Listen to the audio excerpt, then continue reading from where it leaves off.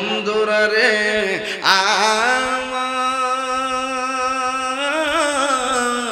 ও নোয়াগাঁওয়ের বাবা, কি ভাষায় ওয়াজ করব?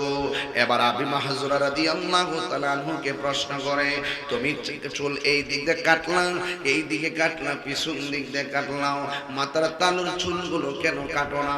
ইতিহাস প্রমাণ করে এই আবু মাহজুরার চুলগুলো লম্বা হতে হতে কাদের মধ্যে পড়ে গেছে, একদম লম্বা হতে আছে। কোনোদিন এই চুলগুলা সে কাটে নাই, কোনোদিন চুলগুলার স্পর্শ করে নাই। ডাক দিয়া বলে, আবি মাহজুরা, সব চুল তুমি কাটো, এই মাঝখানে চুলগুলা কেন কাটো না?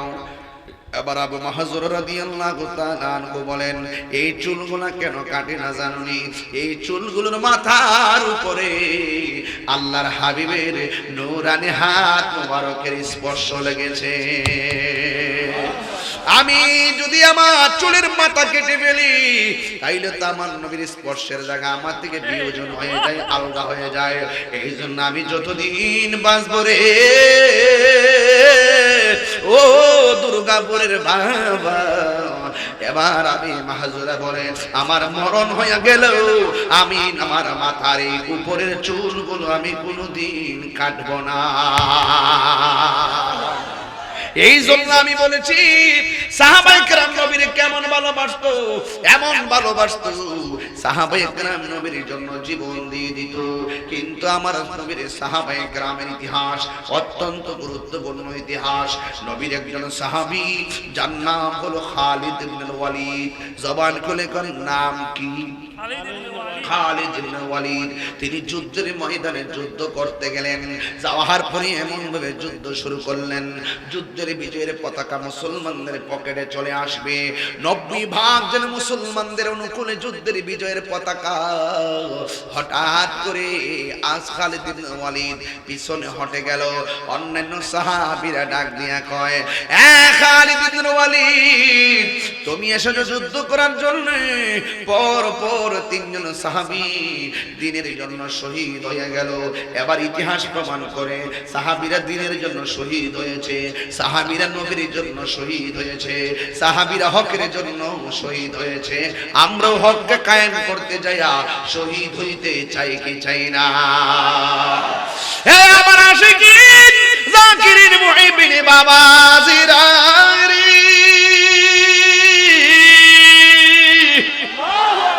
এবার খালিদ ইবনে ওয়ালিদ ডাক দিয়া বলে, আমি কেন পিছাই গেছি জানোনি?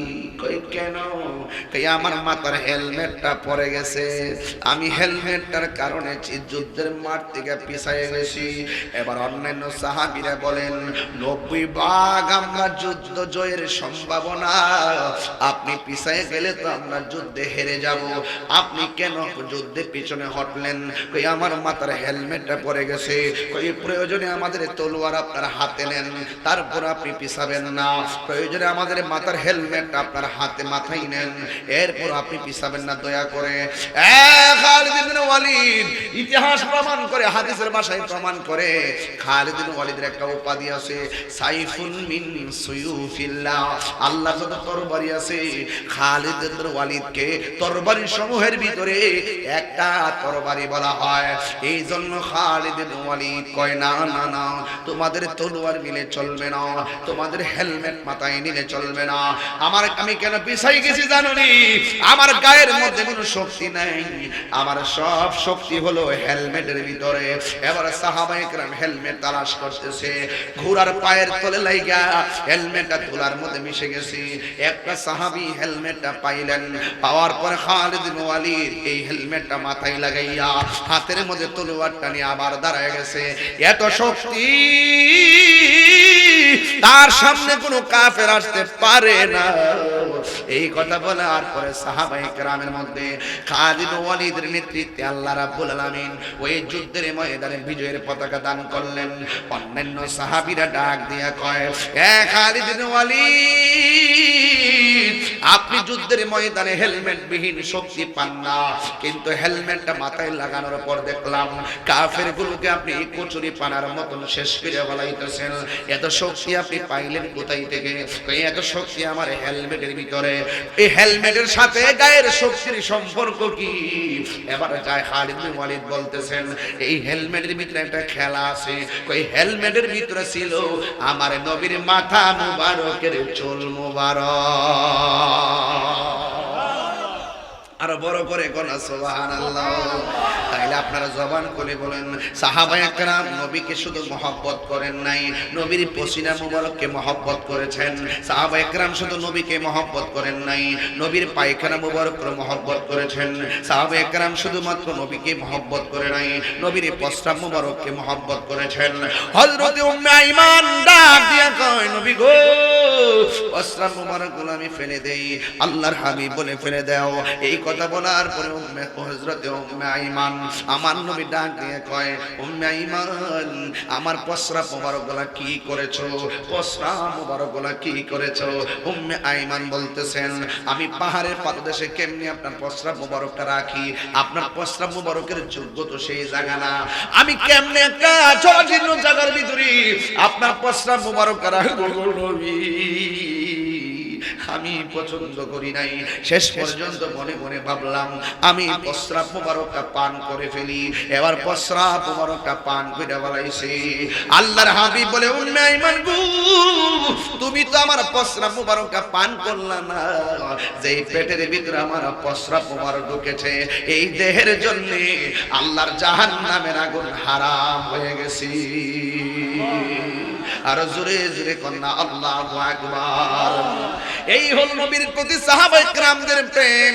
ও যুবকের দল কি ভাষায় আমি বুঝাইতাম রে? আমার নবী আপনার নবীর একজন প্রিয় সাহাবী, যার নাম হলো হযরতে তালহা। জবান খুলে কোন নামটা কি? এই আওয়াজে মানে না, জোরে জোরে কোন নামটা কি? হযরত তালহা রাদিয়াল্লাহু তাআলা আনহু আমার নবীর সঙ্গে যুদ্ধের ময়দানে চলে গেল। আমার নবীর সঙ্গে যুদ্ধের ময়দানে যখন চলে গেল, আমার নবীরে কাফের দল নবীর সিনা মুবারকের বরাবর আমার নবীরে তীর মারতেছিল, তীর মারতেছিল। ঠিক ওই মুহূর্তে এবার ওই একটা আপনার আমার নবী আপনার নবী রাহমাতুল লিল আলামিন, ওই নবীর চেহারা মোবারক আপনাদের সাজানো আসছে না? মাশাআল্লাহ, যাক মাশাআল্লাহ, আলহামদুলিল্লাহ। আর জোরে আলহামদুলিল্লাহ।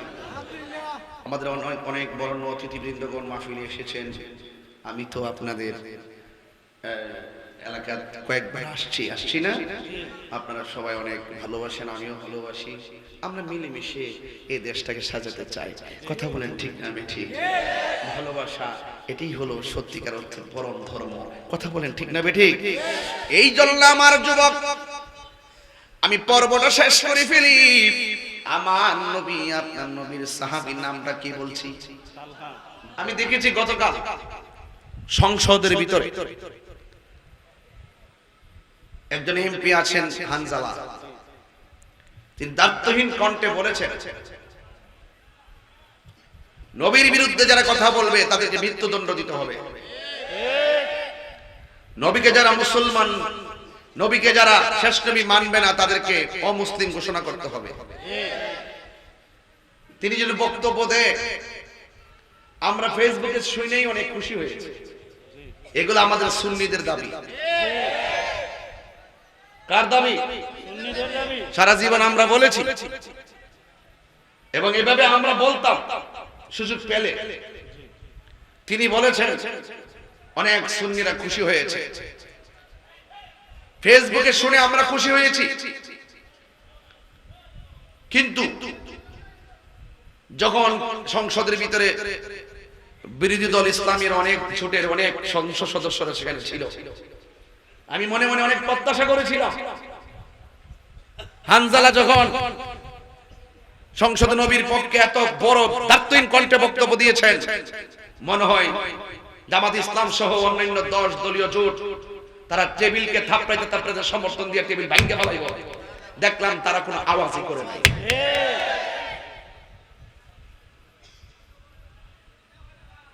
তেমন আওয়াজ কি পাইছেন আপনারা? কারণটা কি? কারণ কি? ওনারা তো যাওয়ার আগেই কইছে আমরা শরিয়া আইন চাই না। সারা জীবন কইছে আমরা খেলাফত ইসলামী রাষ্ট্র কায়েম করব, কিন্তু তারা এখন আর চায় না। বোঝা গেল চেয়ার পাইলে, ক্ষমতা পাইলে চাই না, সব ভুলে যায়। এই জন্য আমি পরিষ্কার ভাষায় বলবো, সাহাবায়ে কেরামের বিরুদ্ধে যারা কথা বলে তাদেরকে জিজ্ঞাসা করার দরকার আছে। আকীদার ক্ষেত্রে কাউকে ছাড় দেওয়া হবে না। আমি আশা করি হানজালার বক্তব্যের মাধ্যমে অবশ্যই নবীর দুশমন যারা নবীর সঙ্গে গুস্তাখি করেছে, নবীর সঙ্গে বেয়াদবি করেছে, তাদেরকে অবশ্যই রেকর্ড ধরে ধরে তাদেরকে আইনের আওতায় আনতে হবে। আমরা আসি সুন্নিরা ইনশাআল্লাহ। এই ক্ষেত্রে কে কোন দল করে আমি দেখব না, যেই দলের হোক না কেন, নবীর পক্ষে যদি থাকে আমরা তার পক্ষে আছি। এত সুন্দর বক্তব্য শোনার পরে কেউ টেবিলের সাপোর্ট দেয় না। অ্যালার্জি, নবীর শান শুনলে অ্যালার্জি হয়ে যায়, সাহাবায়ে কেরামের শান শুনলে অ্যালার্জি হয়ে যায়, আহলে বাইতের শান শুনলে অ্যালার্জি হয়ে যায়। বিগত দিনে যারা বলছে 40 বছর পর নবুয়তি পাইয়া নবী নবী হইছে, এর আগে নবী ছিল না, হানজালার কথা মোতাবেক তো ওই মৌলবীর গ্রহণ করা দরকার। এই জন্য হয়তো বা নিজের ঘাড়ের উপরে পর্বতিকা সব চুপ, সংসদ নীরব। সেখানে আমি আমার মতো পাগল থাকলে একটার জায়গাতে 100 বারে দিলাম না টেবিলটার ভিতরে। সবাই না সুন্নি দাবি করে, সুন্নি তো চিনি আমরা। সুন্নি হলে চলবে না, সুন্নি হলে আকীদা ধারণ করতে হবে। এই দেশে 97টা মাজার ভেঙেছে, কোন নেতাকে দেখলাম না রাজপথে দাঁড়িয়ে একটা প্রতিবাদ করতে। কবর থেকে লাশ তুলে আগুন দিয়ে পুড়িয়ে দেওয়া হয়েছে, কাউকে দেখলাম না প্রতিবাদ করতে। এই জন্য রাষ্ট্রযন্ত্রের গুরুত্বপূর্ণ জায়গায় সুন্নিয়তের প্রতিনিধিত্ব দরকার। কথা বলেন ঠিক না বেঠিক? এই মাহফিল আমি প্রথম বলেছিলাম কেন দরকার, গতবারই বলেছিলাম, মনে আছে কিনা? তাহলে বলুন, আমরা কি সাহাবার পক্ষে না বিপক্ষে? সাহাবায়ে কেরামের পক্ষে। এই জন্য সাহাবায়ে কেরাম বড় ভাগ্যবান। মুনাফিক মুমিন হইছে, সুজা হইছে, বেশি তথ্য পাওয়া যায় না, কিন্তু বহুত কাফের মুসলমান হইছে এমন তথ্য অনেক পাওয়া যায়। কাফের থেকে মুনাফিক বহুত খারাপ। আপনার সাথে খাইবো, আপনার সাথে ঘুরবো, সময় মতো মুনাফিক গুলোর টাইম মতো জবাব দিয়ে দিবেন, দেখবেন তারা আর মুনাফিকি করার সুযোগ পাবে না। সুন্নিয়ত বুঝে না, দিন বুঝে না, আবার নিজে সুন্নি দাবি করে। সুন্নি দাবি করতে গেলে সুন্নিয়ত আকীদা লাগবে, সুন্নিয়ত বুঝা লাগবে। শুধু মুখ দিয়া সুন্নি বলে বলে নিজের স্বার্থ সিদ্ধির ফায়দা হাসিল করলে চলবে না। এখন আমাদের যুব সমাজ অনেক আপডেট হয়েছে, নোয়াগড় মানুষ দেখাই দিছে। আল্লাহর হাবিব হুনাইনের যুদ্ধ থেকে ফিরে আসার সময় এক জায়গায় বসলেন, নামাজের সময় হয়ে গেল। বলুন, নামাজের সময় হলে আজান আছে না নাই? আল্লাহু আকবার, আল্লাহু আকবার।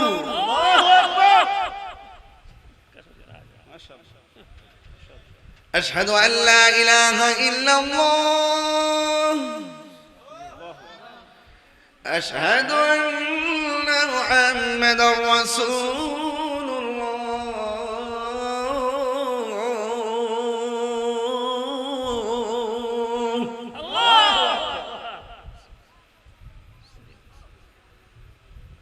হুনাইনের যুদ্ধ থেকে ফেরার পথে আজান যখন দিল, একদল কাফের পাশে দাঁড়ায় রয়েছে, দাঁড়ায় রসিকতা করে, টিটকারি করে, মস্কারা করে। সাহাবীর আজান আছে, হেরো আজান দেয়, মস্কারা করে, অবজ্ঞা করে, বুঝেন না, টিটকারি করে, ব্যঙ্গায় আজান দেয়। রাসূলুল্লাহর কান মোবারকে আজানের আওয়াজটা আসছে। আল্লাহর হাবিব বলে, ও কাফেরেরা গো, আমরা নামাজের টাইমে আজান দিয়েছি, তোমরা আমাদেরকে মস্কারা করে আজান দিলা। কে আজান দিছো? দাঁড়াও। এক কাফের আরেক কাফেরের চেহারার দিকে তাকায়, কেউ দাঁড়ায় না। ওরা মনে মনে ভাবতেছে যদি দাঁড়াই, রাসূল যদি কোনো অ্যাকশন নেয়। ওরা তো ভালো কইরে জানে নবীর মতন মুস্তাজিব দাওয়া পৃথিবীতে আর কেউ নাই। নবী যদি বলে আল্লাহ এদেরকে গাছের নিচে, ও আল্লাহ এদেরকে মাটির নিচে ঢুকাইয়া দাও, ঢুকাইয়া দেওয়া সম্ভব। ও আল্লাহ এদেরকে এই মুহূর্তে ধ্বংস করে দাও, ধ্বংস করে দিবেন। ও বন্ধুরে, কিন্তু কোন কাফের দ্বারা এবার সাহস করে না আমার নবীর সামনে। এক কাফের আরেক কাফেরের দিকে তাকায়। আমার নবী ডাক দিয়ে, কি ব্যাপার? একজন আরেকজনের দিকে তাকাও কেন? স্বীকার করো। কেউ স্বীকার করে না রে বাবা। আপনারা জবান খুলে কোন নবী কণ্ঠ চিনার ক্ষমতা আছে না? না আসেনিও। ওয়াজ কিন্তু ভিতরে ঢুকছে, একটু মনোযোগ দিয়েন, তুই চলবো, আর কিছু লাগবে না। এরপর সিলেট বিভাগে এই প্রথম ওয়াজটা করতেছি, অতীতে কোনো সময় করি নাই। বিষয় দিয়েছেন শানে সাহাবা। সাহাবী হওয়া বড় ভাগ্যের ব্যাপার। আল্লাহর হাবিব বলে, তোমরা একজন আরেকজনের চেহারা দিকে তাকাও কেন? বুঝতে পেরেছি তোমরা স্বীকার করতে ভয় পাইতেছো। ঠিক আছে, এমনি চলবে না। কে আজান দিছো? আমি কণ্ঠ শুনলে বুঝবো। একজন একজন করে আজান দাও। এবার একজন একজন করে আজান দেওয়া শুরু করছে। আল্লাহর হাবিব কণ্ঠ শুই না আজান কে দিয়েছে তারে ধরবে। আপনারা জবান খুলে বলুন, আমার নবী ধরার ক্ষমতা আছে না নাই? এবার সবাই আজান দিতেছেন। আমার নবী বলে, না তুমি না। আরেকজন আজান দেয়, কয় না তুমি না। আরেকজন আজান দেয়, কয় না তুমি না। অসংখ্য মানুষ আজান দিলেন, রাসূল বলে তুমি না। একটা লোক আজান দিল, আমার নবী বলে, তুমি তো আজানটা দিছিলা, ঠিক নি? কই জি ঠিক। তুমি তো আজান দিছিলা, ঠিক নি? হ্যাঁ ঠিক। এবার আমার নবী ডাক দিয়ে কয়, ও আবু মাহজুরা, তুমি আমার সামনে আবার আজান দাও। এত সুন্দর আজান। আল্লাহর হাবিব তার মাথার মধ্যে হাত বুলাইয়া, এই দিক দিয়ে নবী হাত বুলাইছি, ওই দিক দিয়ে নবী আজান দেওয়ার কথা বলেছেন। আল্লাহু আকবার, তিনবার করে আল্লাহু আকবার, আল্লাহু আকবার। আল্লাহর হাবিব তার কণ্ঠটা এত পছন্দ হয়েছে, দেখছেন না, সুর শুনে মানুষ পাগল হয়ে যায়। এখন তো আগের দিনটা নাই। আগে যখন মুরব্বী ওই যে ধান টান কাটতো, ধানের খেরের কারির কোণার মধ্যে বইয়া বইয়া বৈশা ওই যে বাঁশি বাজাইতো, বাঁশির এমন সুর শুনতো। অনেক সময় সত্য না মিথ্যা জানি না, কই সুর হইন না ঘর থেকে পাগলে বেরিয়ে যেত। এই সুর এমন ভাবে একটা আকর্ষণ করতো। তো কণ্ঠ এমন একটা জিনিস, এটা মানুষ অনেক অ্যাটাক করে। সব সময় নাই, এমন কিছু সময় থাকে টিউন, এই সমাজে এই টিউনে মানুষ বেকার হয়ে যায়। কথা কোন ঠিক না বেঠিক? এবার আল্লাহর হাবিব সুন্দর আজান দেওয়ার জন্য বললেন, আর আমার নবী পাক সাল্লাল্লাহু আলাইহি সাল্লাম মাথার উপরে হাতটা বুলাইয়া দিলেন এইভাবে। হুজুর এইভাবে বুলাইয়া ডাক দিয়া কে, আল্লাহ গো, ও আল্লাহ, এই পাগলটারে দিনের জন্য কবুল করে না।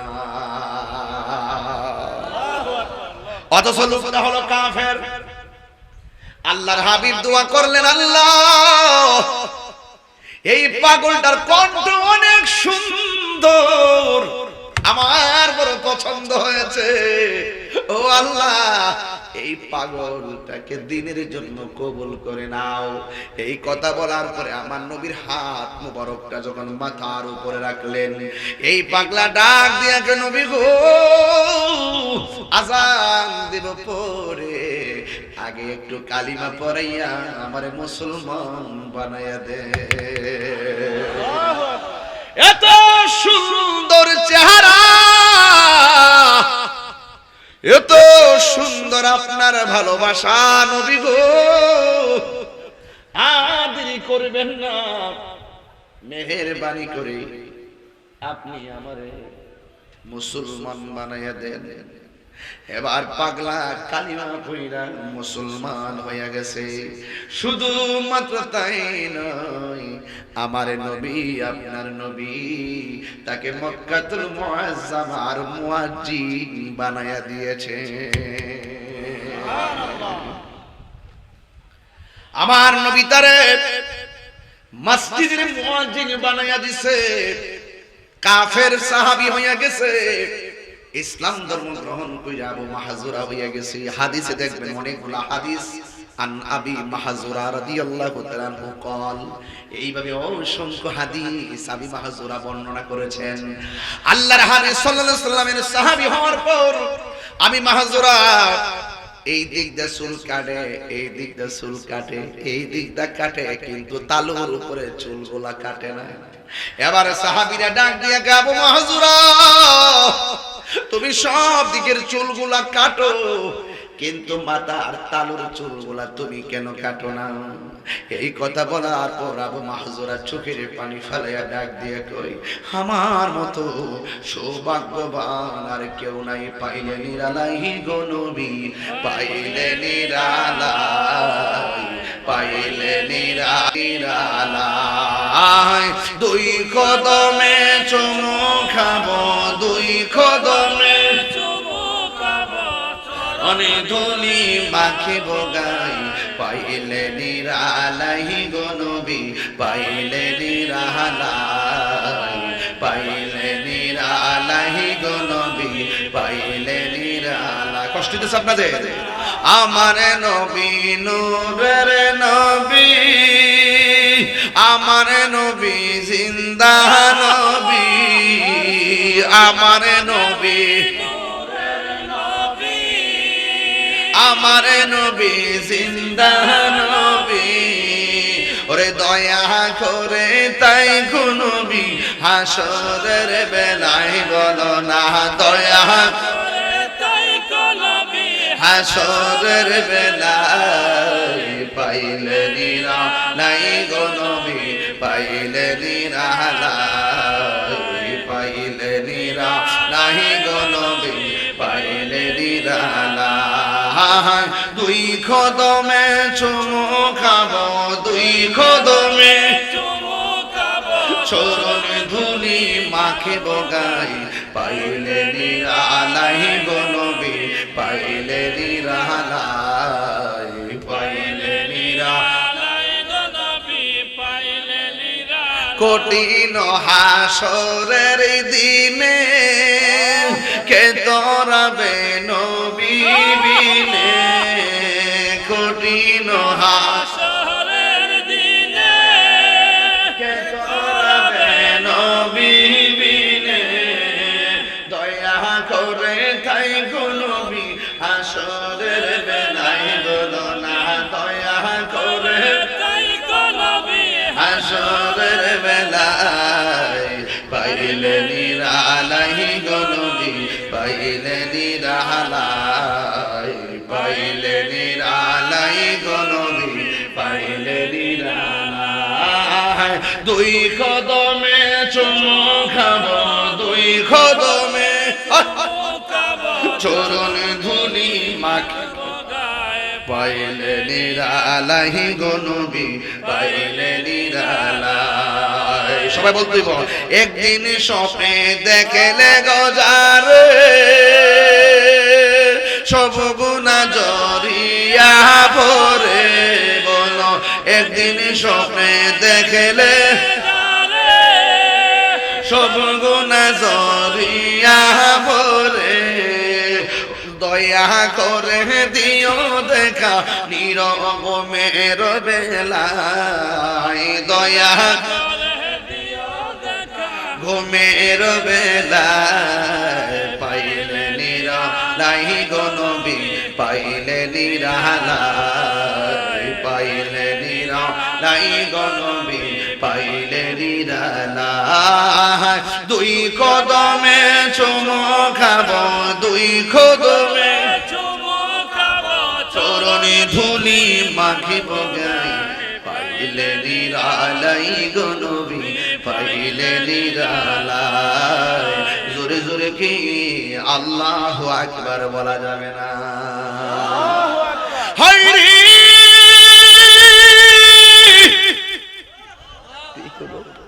হালকা দো মিষ্টি দো রস দো এ আমার যুবক একটু কম পাগলা বেশি দিস না মশলা বেশি দিস না মিডিয়াম আর একটু কম মারহাবা কমাই দিও আপনার কি কষ্ট হইতাছে রাগ করতেছেন আমার সাথে শানে সাহাবা ওয়াজ কিন্তু বুড়াই চলতেছে হ্যাঁ ঠিক কি না আল্লাহু আকবার জোরে বলেন মাইকটা দেওয়ার লাগে তাই মাইকটা দর্শন এটা তো আমি পারি হই মানে এমাদ একটা গন্ডগোল চলতেছে আমি বুঝতাছি বাইরে বাইরে আমি ম্যানেজ করে রাখতেছি আপনারা মানে হেমতো পারি বেজার লাগে না এলাকায় ঠান্ডা ঠান্ডা সিনেমা আর কি সবাই মহাপদে পড়েন পাইলে নিরালাই গো নবী আয় পাইলে নিরালাই গো নবী পাইলে নিরালাই দুই কদমে চুমু খাবো দুই কদমে চুমু খাবো চরণে ধুলি মাখিব গায়ে পাইলে নিরালাই গো নবী পাইলে নিরালাই পাইলে নিরালাই গো নবী পাইলে নিরালাই জোরে জোরে কি আল্লাহু আকবার বলা যাবে না বন্ধুরা রে আমার ও নোয়াগাঁওয়ের বাবা কি ভাষায় ওয়াজ করব এবার আবি মাহজুরা রাদিয়াল্লাহু তাআলা আনহুকে প্রশ্ন করে তুমি চুল এই দিক দিয়ে কাটলাম এই দিকে কাটলাম পিছন দিক দিয়ে কাটলাম মাথার তালুর চুলগুলো কেন কাটো না ইতিহাস প্রমাণ করে এই আবু মাহজুরার চুলগুলো লম্বা হতে হতে কাদের মধ্যে পড়ে গেছে একদম লম্বা হতে আছে কোনোদিন এই চুলগুলো সে কাটে নাই কোনোদিন চুলগুলার স্পর্শ করে নাই ডাক দিয়া বলে আবি মাহজুরা সব চুল তুমি কাটো এই মাঝখানে চুলগুলা কেন কাটো না এবার আবু মাহজুর রাদিয়াল্লাহু তাআলা আনহু বলেন এই চুলগুলা কেন কাটে না জানি এই চুলগুলোর মাথার উপরে আল্লাহর হাবিবের নূরানি হাত মোবারকের স্পর্শ লেগেছে আমি যদি আমার চুলের মাথা কেটে ফেলি তাইলে তো আমার নবীর স্পর্শের জায়গা আমার থেকে বিয়োজন হয়ে যায় আলাদা হয়ে যায় এই জন্য আমি যতদিন বাঁচব রে ও দুর্গাপুরের বাবা এবার আমি মাহজুরা বলে আমার মরণ হয়ে গেল আমি আমার মাথার এই উপরের চুলগুলো আমি কোনোদিন কাটবো না এই জন্য আমি বলেছি সাহাবায়ে কেরাম নবীর কেমন ভালোবাসতো এমন ভালোবাসতো সাহাবায়ে কেরাম নবীর জন্য জীবন দিয়ে দিত কিন্তু আমার নবীর সাহাবায়ে কেরামের ইতিহাস অত্যন্ত গুরুত্বপূর্ণ ইতিহাস নবীর একজন সাহাবী যার নাম হলো খালিদ ইবনে ওয়ালিদ জবান খুলে করেন নাম কি খালিদ ইবনে ওয়ালিদ তিনি যুদ্ধের ময়দানে যুদ্ধ করতে গেলেন যাওয়ার পরে এমন ভাবে যুদ্ধ শুরু করলেন যুদ্ধের বিজয়ের পতাকা মুসলমানদের পকেটে চলে আসবে 90 ভাগ যেন মুসলমানদের অনুকূলে যুদ্ধের বিজয়ের পতাকা হঠাৎ করে আজ খালিদ ইবনে ওয়ালিদ পিছনে হটে গেল অন্যান্য সাহাবীরা ডাক দিয়া কয় এ খালিদ ইবনে ওয়ালিদ তুমি এসেছো যুদ্ধ করার জন্য পর পর তিনজন সাহাবী সাহাবী দ্বীনের জন্য শহীদ হয়ে গেল। এবার ইতিহাস প্রমাণ করে সাহাবীরা দ্বীনের জন্য শহীদ হয়েছে, সাহাবীরা নবীর জন্য শহীদ হয়েছে, সাহাবীরা হকের জন্য শহীদ হয়েছে। আমরাও হককে কায়েম করতে যাইয়া শহীদ হইতে চাই কি চাই না? হে আমার আশিকিন জাকিরিন মুহিবিন বাবাজিরা,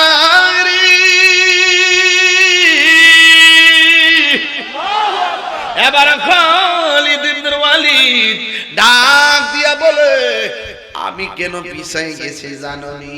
কই কেন? কই আমার মাথার হেলমেটটা পড়ে গেছে, আমি হেলমেটটার কারণে যুদ্ধের মাঠ থেকে পিছাই গেছি। এবার অন্যান্য সাহাবীরা বলেন, 90 ভাগ আমরা যুদ্ধ জয়ের সম্ভাবনা, আপনি পিছাই গেলে তো আমরা যুদ্ধে হেরে যাব, আপনি কেন যুদ্ধে পিছনে হটলেন? কই আমার মাথার হেলমেটটা পড়ে গেছে, কই প্রয়োজনে আমাদের তলোয়ার আপনার হাতে নেন, তারপর আপনি পিছাবেন না, প্রয়োজনে আমাদের মাথার হেলমেট আপনার হাতে মাথায় নেন, এরপর আপনি পিছাবেন না দয়া করে। খালিদ ইবনে ওয়ালিদ ইতিহাস প্রমাণ করে, হাদিসের ভাষায় প্রমাণ করে, খালিদ ইবনে ওয়ালিদের একটা উপাধি আছে, সাইফুন মিন সুয়ুফিল্লাহ। আল্লাহর যত তরবারি আছে, খালিদ ইবনে ওয়ালিদকে তরবারি সমূহের ভিতরে একটা তরবারি বলা হয়। এই জন্য খালিদ ইবনে ওয়ালিদ কয়, না না না, তোমাদের তলোয়ার মিলে চলবে না, তোমাদের হেলমেট মাথায় নিলে চলবে না। আমি কেন পিছাই গেছি জানোনি? আমার গায়ের মধ্যে কোনো শক্তি নাই, আমার সব শক্তি হলো হেলমেটের ভিতরে। এবার সাহাবায়ে কেরাম হেলমেট তালাশ করতেছে, ঘোড়ার পায়ের তলে লাইগা হেলমেটটা তুলার মধ্যে মিশে গেছে। একটা সাহাবী হেলমেটটা পাইলেন, পাওয়ার পরে খালিদ ইবনে ওয়ালিদ এই হেলমেটটা মাথায় লাগাইয়া হাতের মধ্যে তলোয়ারটা নিয়ে আবার দাঁড়ায় গেছে। এত শক্তি তার সামনে কোনো কাফের আসতে পারে না। এই কথা বলার পরে সাহাবায়ে কেরামের মধ্যে খালিদ ইবনে ওয়ালিদের নেতৃত্বে আল্লাহ রাব্বুল আলামিন ওই যুদ্ধের ময়দানে বিজয়ের পতাকা দান করলেন। অন্যান্য সাহাবীরা ডাক দিয়া কয়, এ খালিদ ইবনে ওয়ালিদ, আপনি যুদ্ধের ময়দানে হেলমেট বিহীন শক্তি পান না, কিন্তু হেলমেটটা মাথায় লাগানোর পর দেখলাম কাফের গুলোকে আপনি কচুরি পানার মতন শেষ করে বলাইতেছেন। এত শক্তি আপনি পাইলেন কোথায় থেকে? এত শক্তি আমার হেলমেটের ভিতরে। এই হেলমেটের সাথে গায়ের শক্তির সম্পর্ক কি? এবার যায় খালিদ ইবনে ওয়ালিদ বলতেছেন, এই হেলমেটের ভিতরে একটা খেলা আছে। ওই হেলমেটের ভিতরে ছিল আমার নবীর মাথা মুবারকের চুল মুবারক। আর বড় করে কোন সুবহানাল্লাহ। তাইলে আপনারা জবান করে বলেন, সাহাবায়ে কেরাম নবীকে শুধু মহব্বত করেন নাই, নবীর পসিনা মুবারককে মহব্বত করেছেন। সাহাবায়ে কেরাম শুধু নবীকে মহব্বত করেন নাই, নবীর পায়খানা মুবারককে মহব্বত করেছেন। সাহাবায়ে কেরাম শুধুমাত্র নবীকে মহব্বত করে নাই, নবীর প্রস্রাব মুবারককে মহব্বত করেছেন। হযরত উম্মে আইমান ডাক দিয়া কয়, নবী গো, প্রস্রাব মুবারকগুলো আমি ফেলে দেই, আল্লাহর হাবিব বলে ফেলে দাও। এই কথা বলার পরে হযরত উম্মে আইমান আমার নবী ডাক দিয়ে কয়, উম্মে আইমান, আমার প্রস্রাব মুবারকগুলো কি করেছো? প্রস্রাব মুবারকগুলো কি করেছো? উম্মে আইমান বলতেছেন, আমি পাহাড়ের পাদদেশে কেমনি আপনার প্রস্রাব মুবারকটা রাখি? আপনার প্রস্রাব মুবারকের যোগ্য তো সেই জায়গা না, আমি কেমনে একটা জরাজীর্ণ জায়গার ভিতরে আপনার প্রস্রাব মুবারকটা রাখবো নবী? আমি পছন্দ করি নাই। শেষ পর্যন্ত মনে মনে ভাবলাম আমি প্রস্রাব মুবারকটা পান করে ফেলি। এবার প্রস্রাব মুবারকটা পান করে বলাইছি। আল্লাহর হাবিব বলে, উম্মে আইমান গো, তুমি তো আমার প্রস্রাব মুবারকটা পান করলা না, যেই পেটের ভিতরে আমার প্রস্রাব মুবারক ঢুকেছে, এই দেহের জন্য আল্লাহর জাহান্নামের আগুন হারাম হয়ে গেছে। আর জোরে জোরে কন্যা আল্লাহু আকবার। এই হল নবীর প্রতি সাহাবায়ে কেরামদের প্রেম। ও যুবকের দল, কি ভাষায় আমি বুঝাইতাম রে?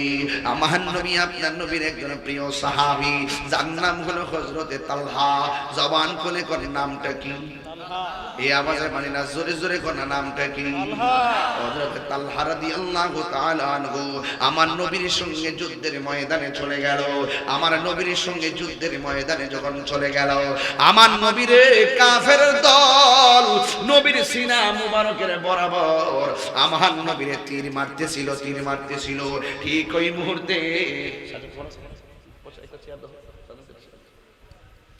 এবার ওই একটা আপনার আমার নবী আপনার নবী রাহমাতুল লিল আলামিন ওই নবীর চেহারা মোবারক আপনাদের সাজানো আসছে না মাশাআল্লাহ যাক মাশাআল্লাহ আলহামদুলিল্লাহ আর জোরে আলহামদুলিল্লাহ আমাদের অনেক বড় অতিথিবৃন্দগণ মাহফিলে এসেছেন আমি তো আপনাদের এলাকার কয়েকবার আসছি না আপনারা সবাই অনেক ভালোবাসেন আমিও ভালোবাসি আমরা মিলেমিশে এই দেশটাকে সাজাতে চাই কথা বলেন ঠিক না আমি ঠিক ভালোবাসা এটাই হলো সত্যিকার অর্থে পরম ধর্ম কথা বলেন ঠিক না ঠিক এই জন্য আমার যুবক আমি পর্বটা শেষ করে ফেলি আমার নবী আপনার নবীর সাহাবীর নামটা কি বলছি জন্ম আমার নবীর যুগে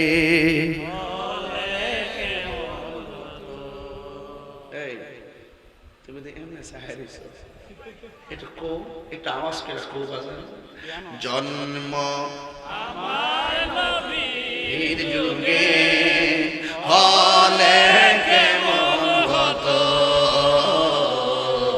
জন্ম আমার নবীর যুগে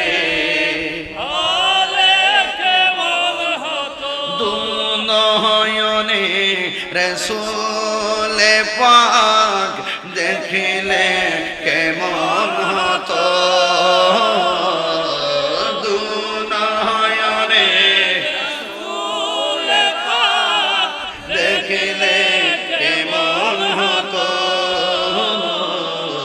জন্ম আমার নবীর যুগে হলে কেমন হতো জন্ম আমার নবীর যুগে হলে কেমন হতো আশ্রিত ভেসে হযরতে বেলালের মধুর আযান সেই আযানে ছিল এমন প্রেম মুগ্ধ রহমান আশিত ভেসে হযরতে বেলালের মধুর আযান সেই আযানে ছিল এমন প্রেম মুগ্ধ রহমান দয়াল নবীর পিছে নামাজ পড়লে কেমন হতো দয়াল নবীর পিছে নামাজ পড়লে কেমন হতো দুনয়নে রসূল দেখলে কেমন হতো দুনয়নে রসূল পাক দেখলে কেমন হতো দয়া নবীর পিছে নামাজ পড়লে কেমন হতো দুনয়নে রসূল পাক দেখলে কেমন হতো দুনয়নে রসূল পাক দেখলে কেমন হতো জন্ম আমার নবীর যুগে হলে কেমন হতো পড়ছি আমি নাতে রসূল পাশে নূরের নবী নাতে রসূল শুনে নবী দিলেন মুচকি হাসি নবী নাতে রসূল শোনার ক্ষমতা আছে না নাই হায়রে ও নোয়াগাঁওয়ের বাবা নবী আজকের মাহফিলে আসার ক্ষমতা আছে না নাই জবান খুলে বলুন নবীকে ক্ষমতা দিয়েছেন কে এই আওয়াজে মারি না জোরে বলো কে এবার আমার নবী যুদ্ধের ময়দানে একটা কাফের নবীর সিনা মুবারকের বরাবর তীর ধরছে। এই নোয়াগর পোলাপান 12টার সময় যেমনে বইয়া রইছে, এই টাইমটাই যদি মানুষগুলো সেই তীরের সামনে থাকতো, তাইলে সোনার গাইডের আশিকেরা রাসূলরা তীরের বরাবর বুকটা পাইতা দিত তালহার মতো। আমার নবীর বদন মুবারকে একটা আঘাত লাগতে দিত না। কথা বলেন ঠিক কিনা? হাত তুলে বলো ঠিক না বেটা? আরে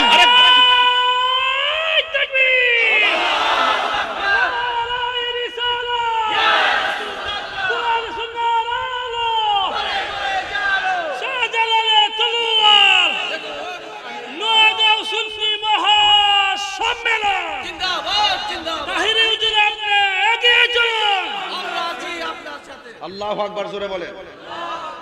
আপনারা কি খুশি তো? নবীরে পাইলে আমরা কি করতাম? সালাম দিতাম।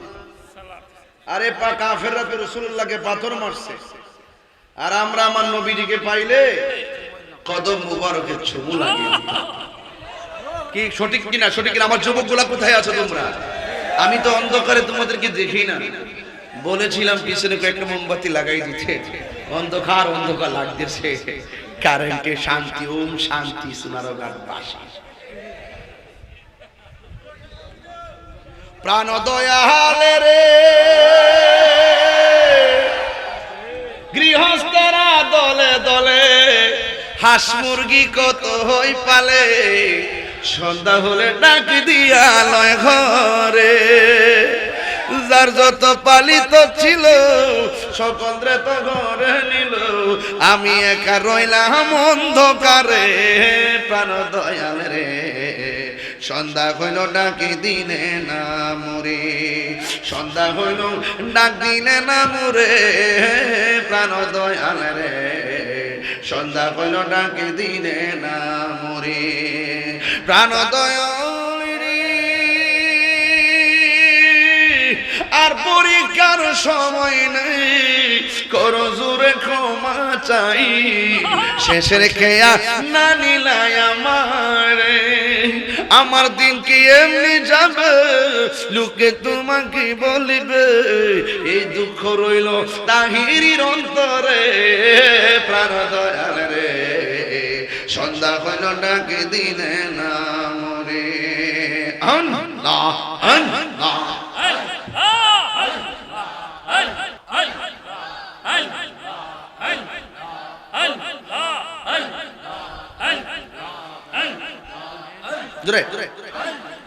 কোন মুখে রাহবো তোমার সামনে দয়াল আল্লাহ গো, কোন মুখে রাহবো তোমার সামনে মাশাআল্লাহ।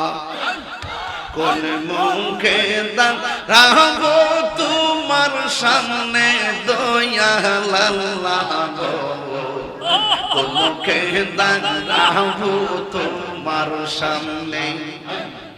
সর্বহারা কুল বিনাশী পাপের বোঝা সঙ্গে দয়াল আল্লাহ গো, কোন মুখে রাহবো তোমার সামনে মাশাআল্লাহ।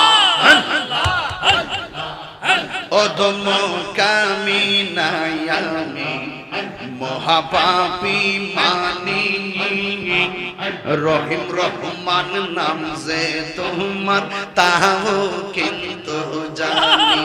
মারহাবা অধম কামিনাই আমি মহাপাপী মানি, রহিম রহমান নাম যে তোমার তাও কিন্তু জানি। যদি তুমি করো ক্ষমা কে আছে জিজ্ঞাসে, যদি তুমি করো ক্ষমা কে আছে জিজ্ঞাসে দয়াল আল্লাহ গো, কোন মুখে রাখবো তোমার সামনে আল্লাহ, কোন মুখে রাখবো তোমার সামনে দয়াল আল্লাহ গো, কোন মুখে রাখবো তোমার তোমার সামনে মারহাবা একটু উঠাই দেন, একটু উঠাই দেন, একটু বাড়া দেন। মানুষ দেখবে কিয়ামতে হাসরের ময়দানে তুমি সারাই আমার কিয়ামত হই প্রতিটি ক্ষণে মানুষ দেখবে কিয়ামতে হাসরের ময়দানে তুমি সারাই আমার কিয়ামত হই প্রতিটি ক্ষণে মারহাবা রাখো মারো যাহা করো বুইল নাই আমারে রাখো মারো যাহাই করো বুইল নাই আমারে দয়া লাগো কোন মুখে দাঁড়াবো তোমার সামনে কোন মুখে দাঁড়াবো তোমার সামনে দয়া লাগো কোন মুখে দাঁড়াবো তোমার সামনে সর্বহারা কুল বিনাশী পাপের বোঝা সঙ্গে দয়া লাগো কোন মুখে দাঁড়াবো তোমার সামনে আল্লাহ আল্লাহ আল্লাহ আল্লাহ আল্লাহ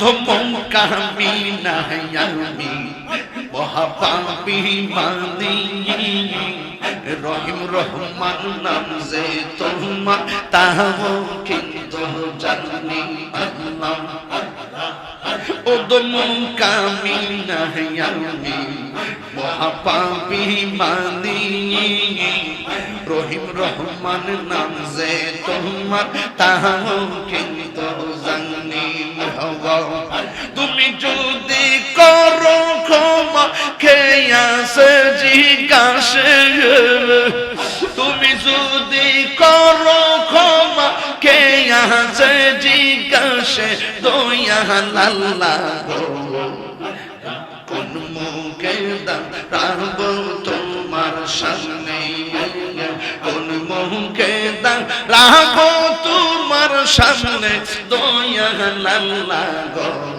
কোন মুখে দাঁড়াবো তোমার সামনে আল্লাহ আল্লাহ আল্লাহ দয়া রে আর পরীক্ষার সময় নাই করো জোরে ক্ষমা চাই শেষের খেয়া না নিলাই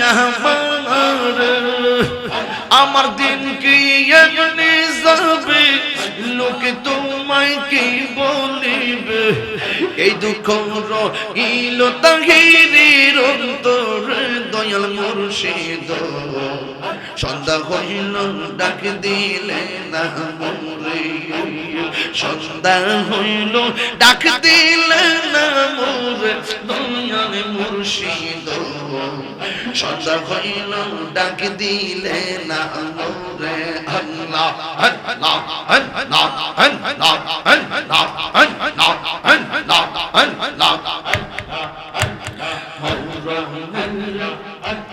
কত দিন বাকি আমি জানিলাম না গো মরণের কত দিন বাকি মরণের কত দিন বাকি আমি জানিলাম না গো আল্লাহ মরণের কত দিন বাকি আল্লাহ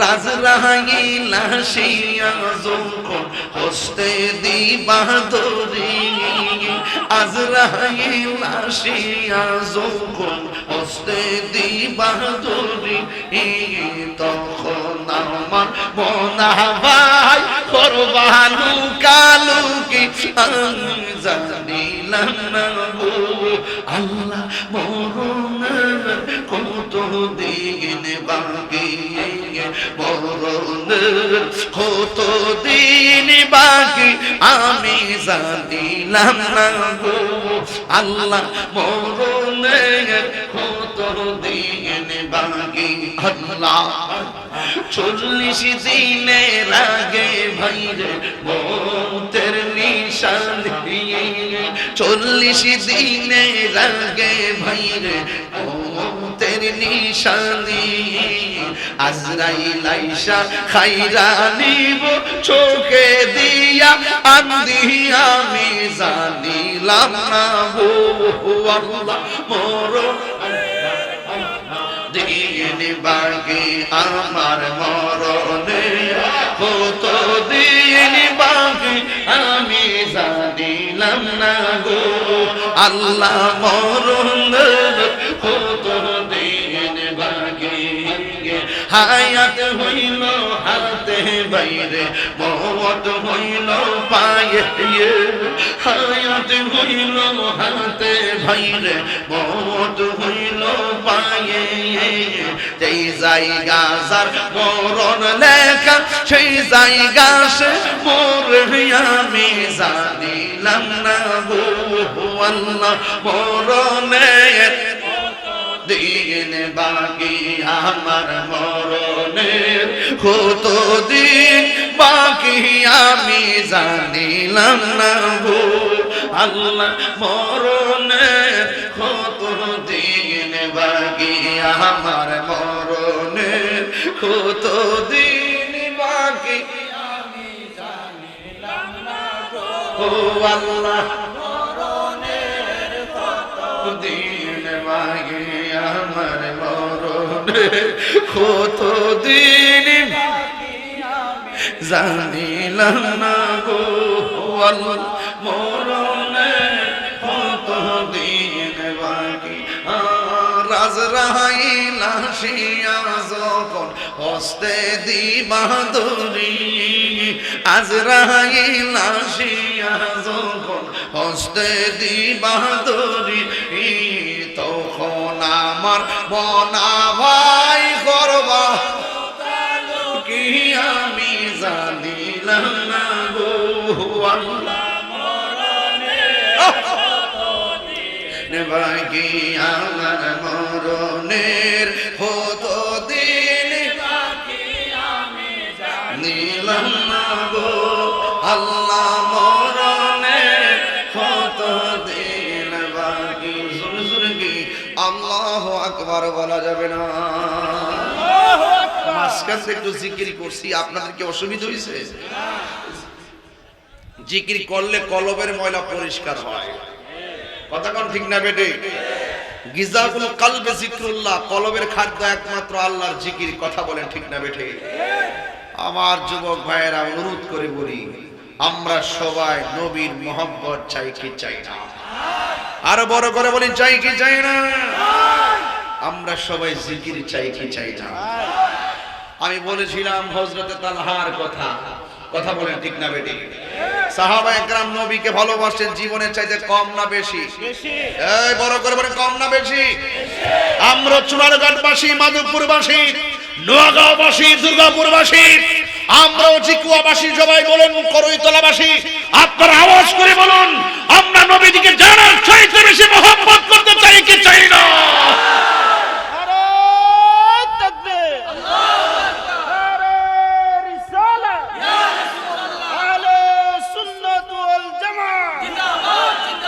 আল্লাহু আকবার বলেন সাহাবায়ে কেরামের সামনে নবীকে তীর মারতেছে তো সাহাবার শানটা বুঝবেন না কেমন আল্লাহর হাবিব সাল্লাল্লাহু আলাইহি ওয়াসাল্লাম গো এবার যখন সামনে দাঁড়ায়া গেলেন একটা কাফের আমার নবীর সিনা মুবারকের বরাবর তীর ধরলেন তীর সিনা মুবারকের বরাবর তীর ধরলেন যেই নবীর গায়ে মুবারকে যেই নবীর বদন মুবারকে মশা মাছি বসে নাই ওই নবীর সিনা মুবারকের বরাবর যখন তীর ধরলেন ওই বন্ধুরারে সবাই কোন না বন্ধুরারে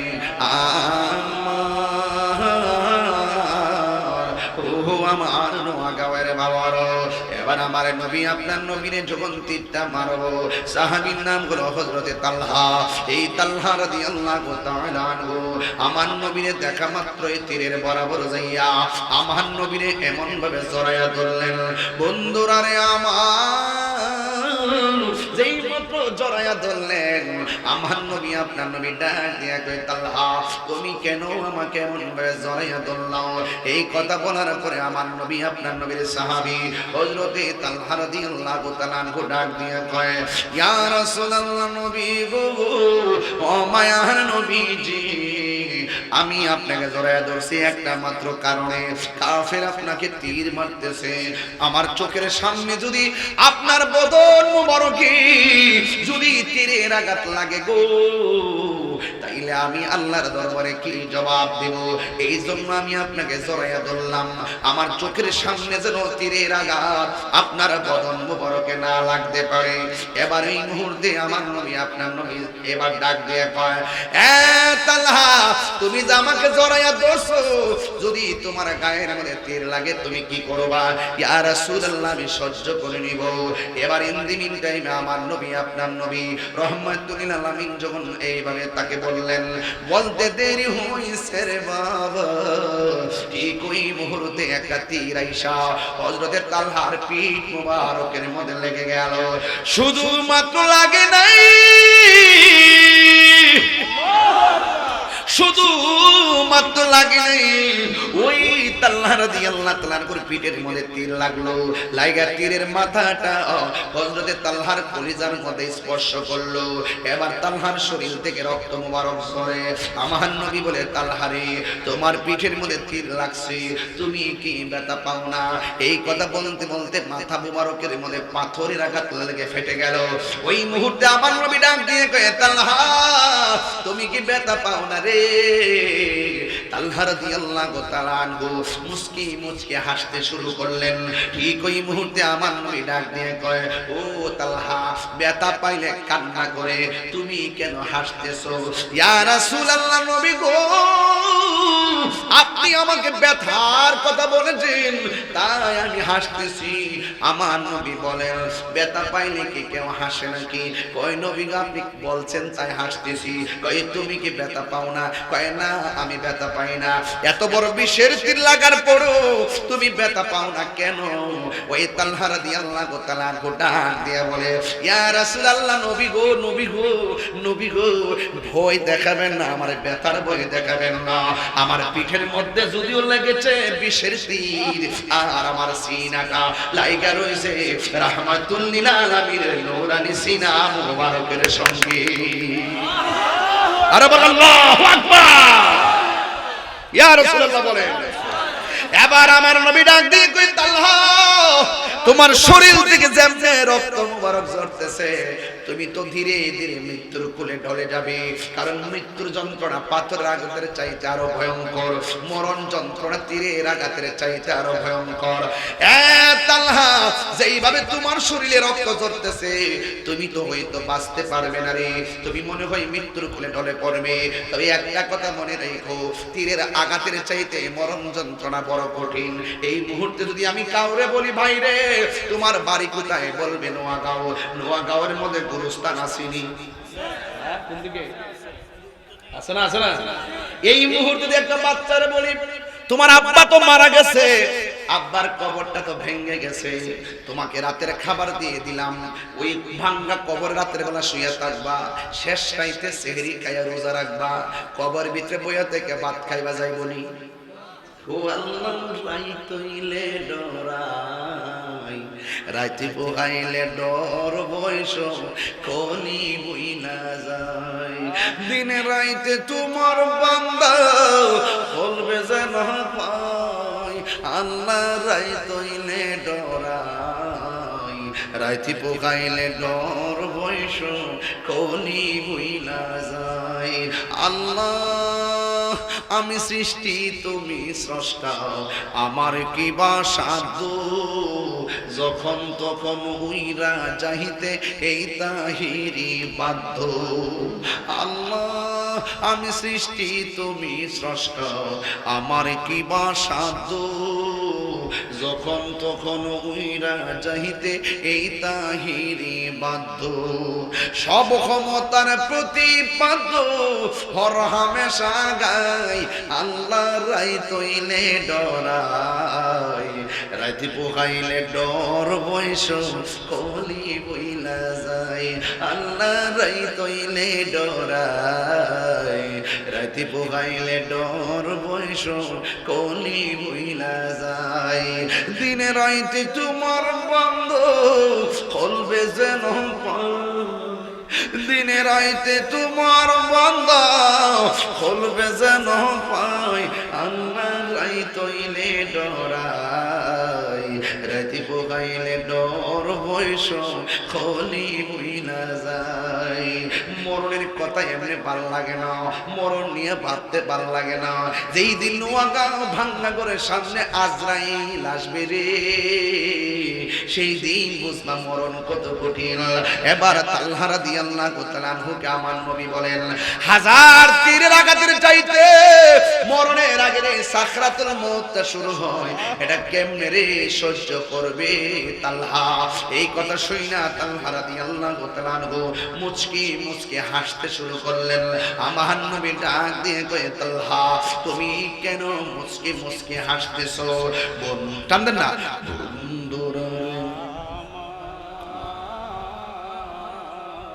ও আমার যুবক ভাইরা, ও আমার নোয়াগাঁওয়ের বন্ধুরা গো, ও আমার যুবক ভাইরা, এবার আমার নবী আপনার নবী ডাক দিয়ে বলেন, তুমি যদি মৃত্যুর যন্ত্রণা, তো মরণের পাথর আঘাতের চাইতে আরো কঠিন, এই মৃত্যুর যন্ত্রণা তুমি সহ্য করবে কেমনে? এই কথা শুনি না আমার নবী মুস্কি মুস্কি হাসতে, হযরত তালহা রাদিয়াল্লাহু তাআলা আগের চাইতে বেশি মুস্কি মুস্কি হাসতেছেন। আল্লাহর হাবিব ডাক দিয়ে কই, তালহা গো, তোমাকে আমি পাথরের আঘাতের কষ্টের কথা বললাম, তুমি কান্না না করে হাসলা বুঝলাম, কিন্তু এখন মরণের কষ্টের কথা বললাম, তুমি কান্না না করে আর আগের চাইতে বেশি আনন্দ করতেছো, কারণ কি? ইয়া রাসূলুল্লাহ, ইয়া হাবিবাল্লাহ, নবীজি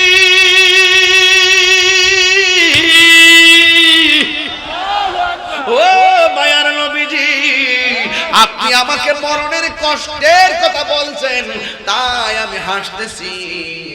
আমার নবী বলে, কষ্টের কথা শুনলে কি কেউ হাসে নাকি? ও নবী, আমি মরণের কষ্টের ভয় করি না, আমি আজরাইলের ভয় পাই না, আমার উহুনি লেগেও আমি ভয় পাই না, আমার হাজার কষ্টের তুফান নিয়ে আইলে আমি ভয় পাই না। নবী বলে, কেন রে? তালহা বলে, নবী গো, নবী গো, নবী গো, যেই তালহার চোখের সামনে আমার নবী, যেই তালহার সিনার মধ্যে আমার নবী, আজরাইল আসবে কখন, নিবে কখন, নবী থাকলে তো আমার মরণের জ্বালার ভয় না। এই কথা বলার পর হাসতে হাসতে তালহা রাদিয়াল্লাহু তাআলা আনহু এইভাবে নবীরে জড়ায়া ধরছে, এইভাবে আমার নবীরে জড়ায়া ধইরা যেই মাত্র নবীরে বলছে, নবী গো, যেখানে আপনি নবী প্রেজেন্টেশন, সুবহানাল্লাহ বলেন না, সুবহানাল্লাহ, যেখানে আপনি নবী দাঁড়ায়া রইছেন, যেখানে আপনি নবীর আমি জড়ায়া ধরে রাখছি, যার নয়নের সামনে আমার নবীর চেহারা মোবারক, এই তালহা মরণের ডর করে না, এই তালহা আজরাইলের ডরায় না। এই কথা কইলে বলে হাসতে হাসতে তালহা দুষ্টের মতো দুনিয়া থেকে বিদায় হয়ে গেছে। এই হলো আমার নবীর প্রতি সাহাবায়ে কেরামের ভালোবাসা। জোরে জোরে কি হাত দিলে আল্লাহু আকবার বলা যাবে না? এমন একটা ভালোবাসা আমরা চাই কি চাই না? আরো জোরে বলো, চাই কি চাই না? যেই সাহাবারা নবীর জন্য রক্ত দিল, যেই সাহাবারা নবীর মহব্বতে জীবন দিল, ওই সাহাবার বিরুদ্ধে কেউ কথা বললে আমরা কি তারে ছাইরা দিব? তুমি কে, আমি কে? জোরে বলো, তুমি কে, আমি কে? নীরব না বিপ্লব? বিপ্লব নীরব না বিপ্লব? মারহাবা জোরে কোন, আর জোরে কোন মারহাবা। সাহাবায়ে কেরামের ওয়াজ শুনলে চলবে না, তাদের মধ্যে কন্টেন্টমেন্ট, কনফিডেন্স হৃদয়ের মাঝে ধারণ করা লাগবে। জানার নাম ঈমান না, মানার নাম বলো ঈমান। দেখছো না গতকাল সারা জীবন যারা বলছে বাংলা নববর্ষ হারাম, নাজায়েজ, ড্রেস, ইন্ডিয়ার সংস্কৃতি। কালকে দেখলাম তারা ওই ব্যানার লয়া কয় আরাম আরাম আরাম। জাতীয় মুনাফিক, জাতীয় মুনাফিক, জাতীয় দুশ্মন। এই যে বেটা দাঁড়া দাঁড়া দাঁড়া একটা দাঁড়া একটা দাঁড়া একটা, এই দাঁড়া একটা, কি খাওরা কি খাওরা, ঠিক আছে বাবা। আরে বাবা, সবে বরাতের মধ্যে আমরা হালুয়া রুটি খাই, কয় বাদাত। আর গতকাল দেখলাম ফান্তা বাতিলিস আর সুটকির ভর্তা, কয় আদব। গামলা বইরা খাইতেছে কালকে। কয়টা বাঙালি সংস্কৃতি, নামাজ যেমন একটা ফরজ, নামাজ যেমন একটা ইবাদত, রাষ্ট্রীয় কর্মকাণ্ডে এই সংস্কৃতিও নাকি তেমনই। ফরজ নামাজের সঙ্গে এটার তুলনা করতে স্যার বাবা, আমরা তো সারা জীবন এটাই কইছি বাবা, বাঙালির সংস্কৃতি যে কোনো ভাবে পালন করবে, স্বাধীনভাবে পালন করবে, আমাদের কোনো আপত্তি। তাহলে তোমরা যে সারা জীবন বেদাত কইলা, হারাম কইলা, এখন যে মিনার লাগায়, এত বড় মিনার লাগায় লাগায়, এই পদ্মা, এই মেঘনা, এই যমুনা সুরমা নদী তটে আমার আখার মন গান গেয়ে যায়। আরে বাবা, আমি বাজান কোন আমি ফুলামান বুঝি তো তার পারলাম বলে ভাই গায় না, আপনি করে দিন। আমি তো ফুলামান বুঝি বাবা, সে তো ফেসিং চলে আসে বাবা, অন্ধকার তো এর আগে গেছি মোমবাতি লাগাইতো। আমি তো বুঝছি তা কাজে লাগে না, বিপদ আপদ এটাই তো এটা, এটাই তো এটা বাবা গো। সাজা চিন্তা করো না, আসি ভাই। হ্যাঁ এই এদিকে মিল্লামিশাই মিল্লামিশাই মারহাবা। Thank you thank you thank you thank you. হুজুর সাহেব, সাজা তাহির হুজুর আমার এলাকাতে আসছেন, এই দুর্গাপুর বাজার। আমি ওনাকে আসার আগে ওনার যে প্রধান এজেন্ট এবং ওনাকে আমি ফোন দিছি যে আমার বাড়িতে এক কাপ চা দাও, মাশাআল্লাহ, ঠিক আছে। কারণ আমরা আস্তে আস্তে প্রতিহিংসার কোনো কিছু আমরা চাই না। আমরা চাই একজন ভালোবাসা, রাজনীতি, ভালোবাসা। ভালোবাসা দেশ করতাম, আমরা এই দেশ গড়ব ভালোবাসা, এবং এই দেশ ভালোবাসাতেই আমাদের জন্মস্থান। ইনশাআল্লাহ করা সুযোগ এবং এটা বাস্তবায়ন করা একটা মাত্র, যে নিজের মন প্রাণ নিজের জীবন দুইরা দিব এই জন্মস্থানে লাগি। ইনশাআল্লাহ ইনশাআল্লাহ। আমরা নিজের দেশ, নিজের এলাকা, নিজের মানুষ, তাদের জন্য আমরা যা যা করা লাগে সবটা করে দিতাম। এক পাও পিছু না, একটা পাও আমরা পিছু না, সবসময় আমরা এগিয়ে বুকে রক্ত দিয়ে এই স্থান বাঁচাইবো আমরা ইনশাআল্লাহ। তরুণরা এক জাগলে দেশ জেগে যায়, কথা বলেন ঠিক না ঠিক? তরুণ জাগলে দেশ জেগে যায়। মারহাবা জোরে বল। আমি বলছিলাম ভালো লাগছে না, মজা লাগছে না? আলহামদুলিল্লাহ। এই কালকা যে ঘুরছে অত বড় মিনার লাগায়, মিনার লাইটের লাড়ি দেওয়া বাবা,